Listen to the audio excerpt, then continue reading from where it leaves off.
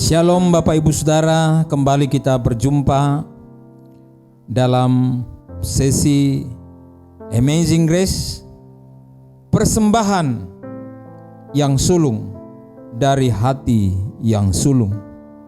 Telah kita bahas sebelumnya bahwa kesulungan dalam Alkitab selalu memberikan pengertian tentang posisi yang spesial karena menjadi yang pertama, yang terutama, yang terbaik, dan yang paling unggul di hadapan Tuhan. Itu selalu menjadi milik Tuhan. Hampir semua suku di dunia menempatkan kesulungan sebagai keistimewaan, terutama suku bangsa di Timur Tengah termasuk bangsa Israel. Hak kesulungan itu amat penting dan berharga karena anak sulung memperoleh beberapa hak istimewa, di antaranya menjadi kepala dari keluarga besar, menjadi pengganti posisi ayah, mendapat warisan 2 kali lipat dari saudara-saudaranya, dan memperoleh berkat dan kekuasaan sebagai penerus estafet kepemimpinan kaumnya. Dalam salah satu kisah Kain dan Habel yang dicatat sebagai kisah sejarah pembunuhan pertama di bumi dalam keluarga, disebutkan bahwa motif di balik pembunuhan itu adalah ibadah persembahan yang mereka lakukan. Kain ditolak persembahannya oleh Tuhan, tetapi persembahan Habel diperkenan oleh Tuhan. Lalu mengapa persembahan itu ada yang berkenan dan ada yang tidak? Ternyata penyebab utamanya adalah sikap hati mereka. Kain mempersembahkan persembahannya dari sikap hati yang tidak benar. Ia tahu bahwa korban yang diperkenan Allah adalah yang sulung, yang terbaik, yang terutama, yang spesial. Namun ia justru mempersembahkan hanya dari sebagian hasil tanahnya.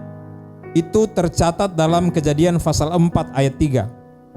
Setelah beberapa waktu lamanya, maka Kain mempersembahkan sebagian dari hasil tanah itu kepada Tuhan sebagai korban persembahan.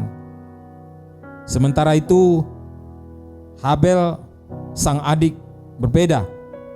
Ia mempersembahkan yang terbaik, yang spesial, yang terunggul, yakni anak sulung kambing dombanya lengkap dengan lemak-lemaknya. Taulah, pasti bau dari korban binatang dengan lemak-lemaknya beda baunya, beda harumnya dengan korban tumbuh-tumbuhan atau tanaman, apalagi jika masih basah.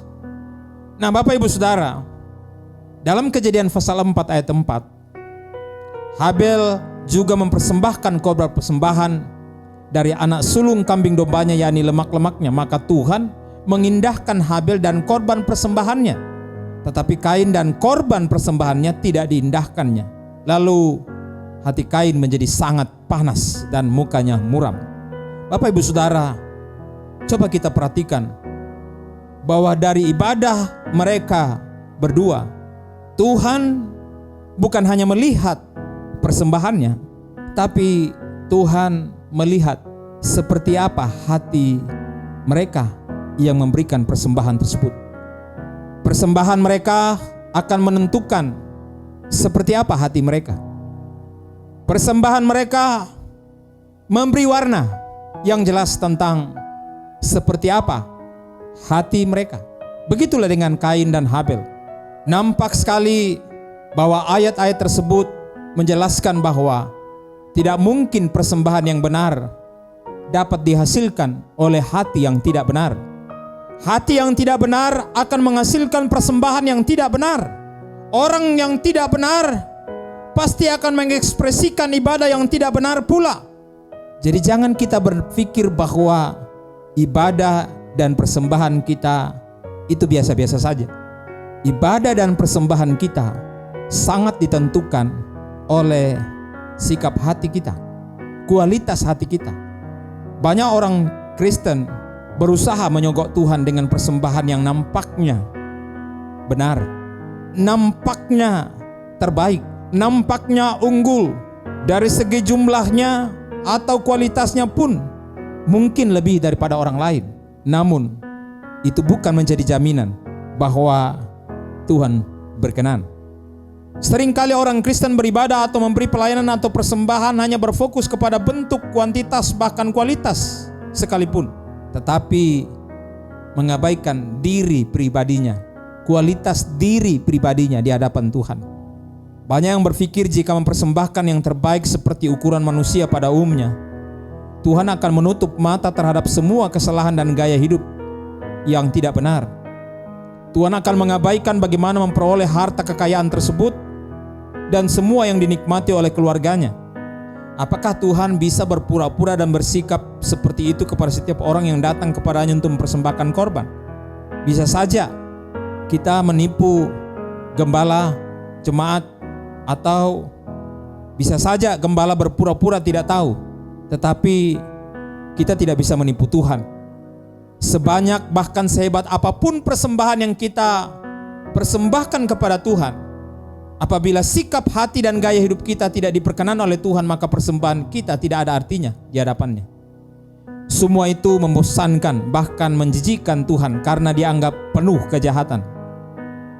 Yesaya menegaskan pesan Tuhan yang begitu keras kepada umatnya dalam Yesaya 1 ayat 11. Untuk apa itu korbanmu yang banyak-banyak? Firman Tuhan, aku sudah jemu akan korban-korban bakaran berupa domba jantan dan akan lemak dari lembu gemukan, darah lembu jantan dan domba-domba dan kambing jantan tidak aku sukai.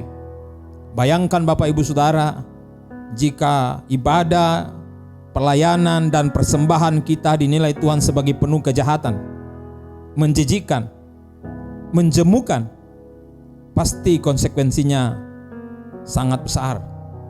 Saudaraku, dalam situasi dunia yang semakin menggelora dan tidak pasti saat-saat sekarang ini, mari kita menakar kualitas rohani kita, menakar kualitas iman kita, menakar kualitas pengiringan kita, menakar kualitas ibadah dan persembahan kita berdasarkan firman Tuhan.